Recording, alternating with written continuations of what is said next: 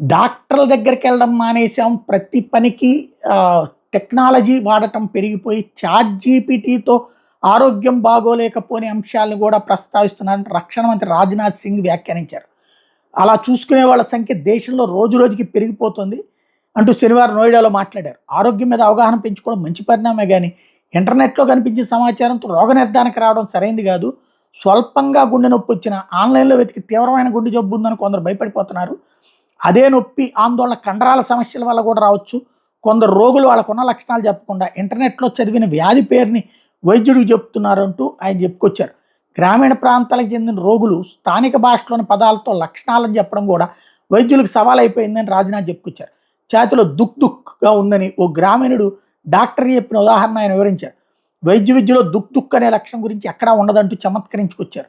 యంత్రాలు శరీరంలో ఏం జరుగుతుందో గుర్తించగలవు గానీ, రోగి మనసులోని భయం, ఆందోళన అర్థం చేసుకోవడం వైద్యులకే సాధ్యమని రాజ్‌నాథ్ సింగ్ ఈ సందర్భంగా చెప్పుకొచ్చారు.